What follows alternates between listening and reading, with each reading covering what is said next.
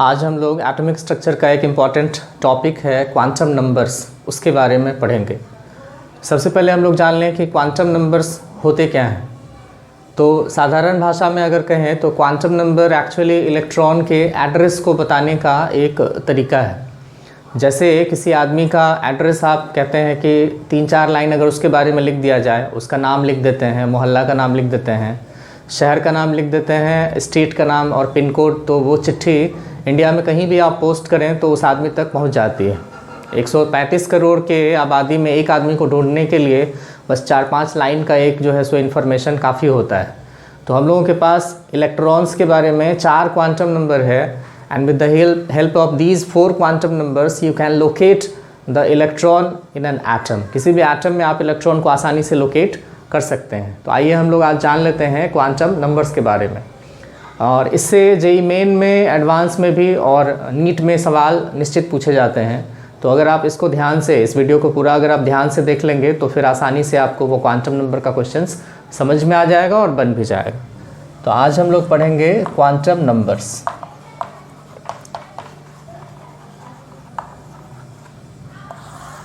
तो सबसे सिंपल तो इसको हम लोग कह देते हैं कि ये एड्रेस ऑफ इलेक्ट्रॉन होता है।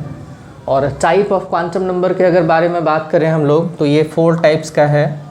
पहला हम लोग कहते हैं प्रिंसिपल क्वांटम नंबर। फर्स्ट है प्रिंसिपल क्वांटम नंबर, जिसको n से डिनोट करते हैं। सेकंड होता है एजीमुथल क्वांटम नंबर। सेकंड है एजीमुथल क्वांटम नंबर, जिसको L से डिनोट करते हैं।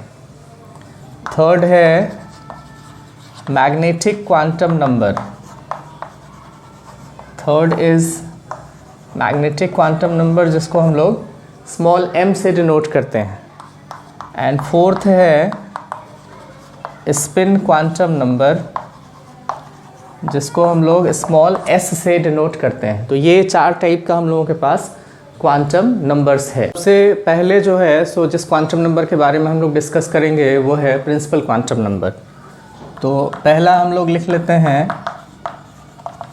प्रिंसिपल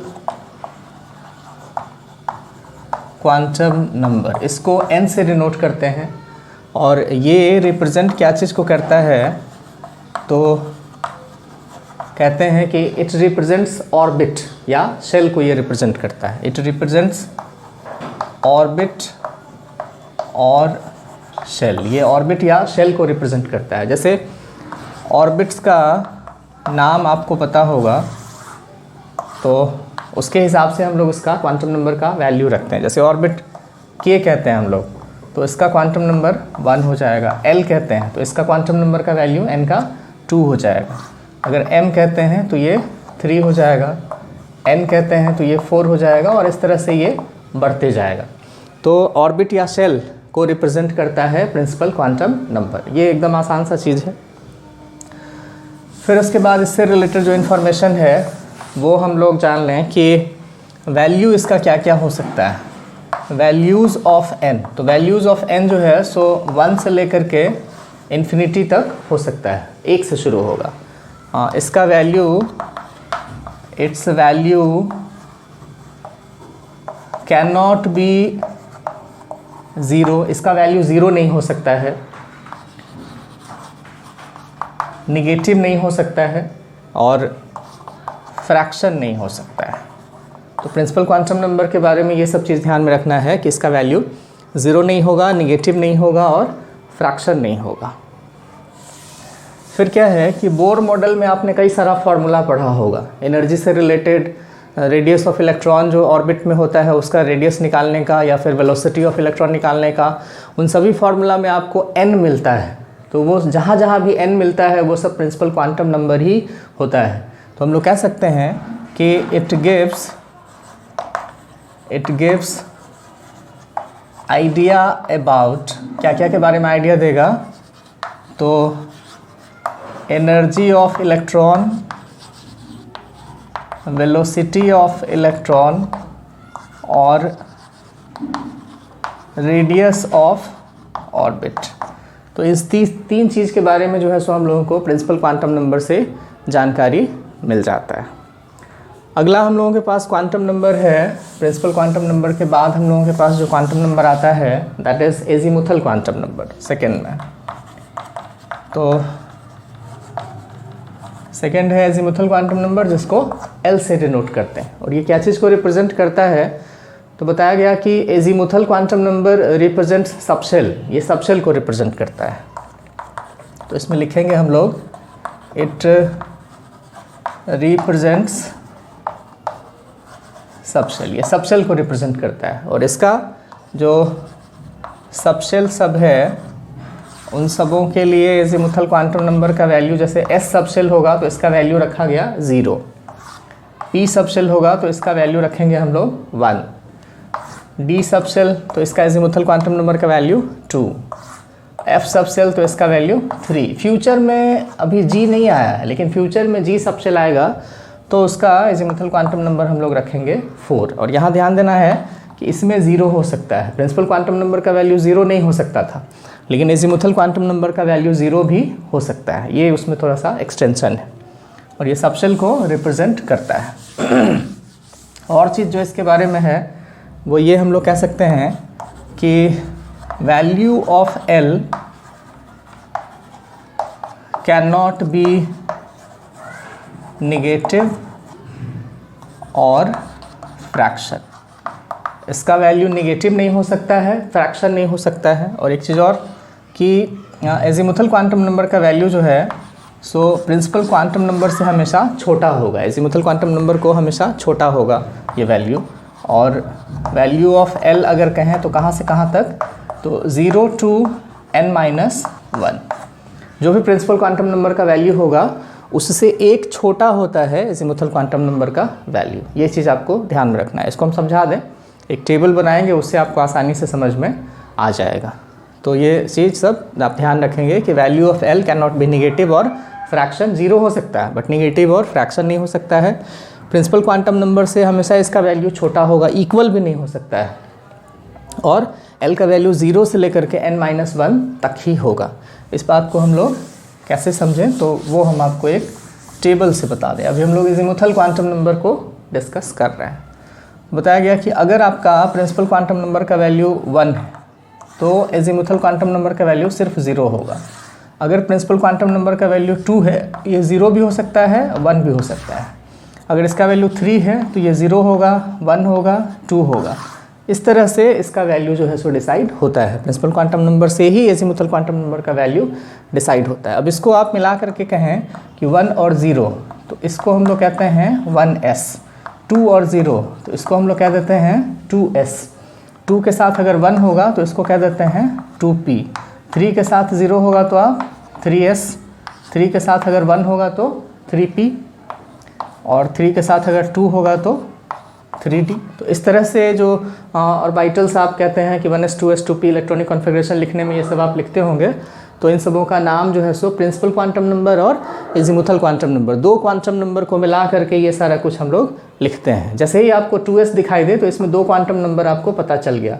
2 प्रिंसिपल क्वांटम नंबर और s जो है एक्चुअली l का वैल्यू 0 को रिप्रेजेंट करता है। 2p अगर कहा जाए तो 2 है प्रिंसिपल क्वांटम नंबर, और p अगर कहा जाए तो p है क्या, एजीमुथल क्वांटम नंबर। 1 के लिए हम लोग सिंबल लिखते हैं p। ये सब आपको ध्यान में रखना होगा। इसके बाद अगला हम लोगों के पास है थर्ड में मैग्नेटिक क्वांटम नंबर। तीसरा हम लोग कहेंगे, तीसरा है मैग्नेटिक क्वांटम नंबर, जिसको m से डिनोट करते हैं। और कहते हैं कि ये क्या है, तो ये रिप्रेजेंट करता है, it represents orientation of orbital in space. Orientation कहने का मतलब व्यवस्था कह सकते हैं, अरेंजमेंट कह सकते हैं। कोई ऑर्बिटल स्पेस में कैसे अरेंज रहता है ये चीज़ आपको बताएगा। 3 डायमेंशनल जो है सो अरेंजमेंट उसका हम लोगों को पता चलता है। और इसका वैल्यू के बारे में जान लीजिए कि वैल्यू ऑफ m क्या क्या होगा, तो ये -L2 + L होगा थ्रू 0। इसका वैल्यू एजीमुथल क्वांटम नंबर से डिसाइड करेगा। प्रिंसिपल क्वांटम नंबर से डिसाइड होगा एजीमुथल क्वांटम नंबर, और एजीमुथल क्वांटम नंबर से डिसाइड होगा मैग्नेटिक क्वांटम नंबर। और इसमें आप देख रहे हैं कि माइनस भी होगा, प्लस भी होगा और ज़ीरो भी होगा। तो यहाँ पर वैरायटी बढ़ गया, बट अभी फ्रैक्शन नहीं आया है। और इसको हम लोग समझ लेते हैं। इसके लिए एक टेबल बनाएंगे, आप इसको नोट कर लीजिए। और इसके लिए हम लोग एक टेबल अभी बनाएंगे, आप नोट कर लीजिएगा। मैग्नेटिक क्वांटम नंबर में अभी हम लोग जैसे L का वैल्यू हम कहते हैं, L का वैल्यू अगर 0 होगा तो मैग्नेटिक क्वांटम नंबर कन्फर्म 0 ही होगा, क्योंकि 0 के आगे प्लस या माइनस लिखने से कोई फ़ायदा नहीं है। अगर L का वैल्यू 1 होगा तो इसमें 3 पॉसिबिलिटी है, -1 हो सकता है, 0 हो सकता है, +1 हो सकता है, ये चीज़ है। अगर यहाँ पर L का वैल्यू 2 होगा तो आपको समझ में आ रहा होगा कि -2 से कहाँ तक जाएंगे, +2 तक जाएंगे।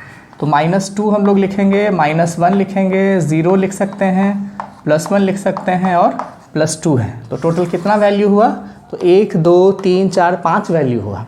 और अगर एजीमुथल क्वांटम नंबर का वैल्यू 3 हो जाए तो आसानी से अब आप बता सकते हैं कि मैग्नेटिक क्वांटम नंबर का वैल्यू कहाँ से कहाँ तक होगा। हाँ, -3 से लेकर के +3 तक होगा। तो यहाँ हम लोग लिख सकते हैं -3, -2, -1, फिर 0, फिर +1, फिर +2, फिर +3। तो इसमें टोटल 7 वैल्यूज़ हम लोगों को मिला, इसमें 5 वैल्यूज़ मिला, इसमें 3 वैल्यूज़ मिला और इसमें 1 वैल्यूज़ मिला। इसीलिए जो s ऑर्बिटल हम लोग बनाते हैं उसमें एक ही बॉक्स बनाते हैं, क्योंकि ये जो L है 0 तो ये s को रिप्रेजेंट करता है, 1 है तो ये p को रिप्रेजेंट करता है, 2 है तो d को रिप्रेजेंट करेगा और 3 है तो f को रिप्रेजेंट करेगा। तो हम लोग 1 में कहते हैं कि एक ही बॉक्स बनाएंगे। यहाँ 3 है तो p ऑर्बिटल में आप 3 बॉक्स बनाते हैं, और d ऑर्बिटल में जो है सो हम लोग 5 बॉक्स बनाते हैं, और f ऑर्बिटल में हम लोग टोटल 7 बॉक्स बनाते हैं। f ऑर्बिटल जब भी बनाएंगे तो उसमें हम लोग कहते हैं 7 बॉक्सेस बनाते हैं। तो ये सिचुएशन आप ये तो पढ़ते होंगे। दूसरी बात क्या है कि s में हम लोग ज़्यादा से ज़्यादा कहते हैं कि 2 ही इलेक्ट्रॉन रहेगा। तो क्यों, क्योंकि एक बॉक्स में 2 ही इलेक्ट्रॉन रखा जा सकता है। फिर यहाँ पर तो हम लोगों के पास ऐसा 3 बॉक्स है, तो 2 इसमें रखेंगे, 2 इसमें रखेंगे, 2 इसमें रखेंगे, तो टोटल इलेक्ट्रॉन कितना रहेगा, 6। यहाँ पर टोटल 5 बॉक्स है, तो 5 बॉक्स में टोटल इलेक्ट्रॉन 2 × 5 10।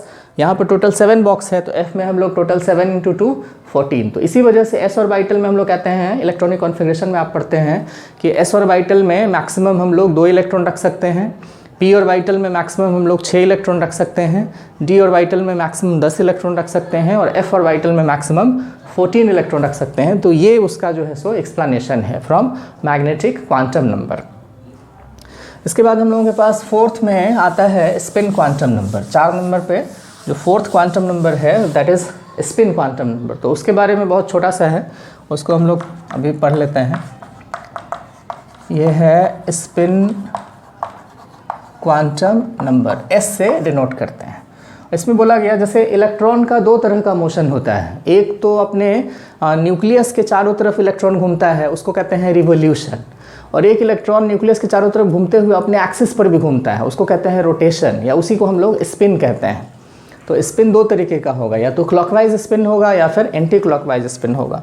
तो अगर इलेक्ट्रॉन क्लॉकवाइज स्पिन कर रहा होगा तो उसका स्पिन क्वांटम नंबर लोगों ने बताया कि ये +½ रखेंगे, और अगर वो एंटी क्लॉकवाइज होगा तो इसका जो स्पिन क्वांटम नंबर है ये हम लोग कहेंगे -½ इसमें बहुत सारा जो है सो कंडीशंस है। कुछ जगह पे आप कहते हैं कि ये फ्रीडम है, इसको माइनस और इसको प्लस भी कोई कह सकता है, बट मोस्ट पॉपुलर जो ये कन्वेंशन है वो ये है कि इसको +½ और इसको -½ और इस तरह का जो स्पिन होगा उसके इलेक्ट्रॉन को आप ऐसे अप एरो की तरफ रिप्रेजेंट करेंगे, या फिर ऐसे हाफ एरो भी आपको बुक्स में मिल जाएगा, और इसके लिए आप नीचे की तरफ एरो बनाएंगे या फिर ये हाफ एरो करके मिल जाएगा। तो ये सब हम लोगों के पास जो है सो चारों क्वांटम नंबर से रिलेटेड नॉलेज है। और ये वाला वीडियो अगर आपको पसंद आए तो इसको लाइक कीजिए, चैनल को सब्सक्राइब कर लीजिए ताकि न्यू वीडियोस के नोटिफिकेशंस आपको मिलते रहें। और इससे रिलेटेड क्वेश्चंस जो है सो हम पहले डिस्कस किए हुए हैं, उस वीडियो का लिंक जो है सो इस वीडियो में नीचे आपको डिस्क्रिप्शन में मिल जाएगा, वहाँ से आप इससे रिलेटेड क्वेश्चंस जान सकते हैं। और अगर कोई क्वेश्चन हो तो आप वो हमको जो है सो भेज सकते हैं। इसमें व्हाट्सएप वाला नंबर भी मेरा इसमें रहेगा, तो आप वहाँ पे क्वेश्चन सेंड कर सकते हैं, उसका आंसर हम ज़रूर देंगे। Thank you.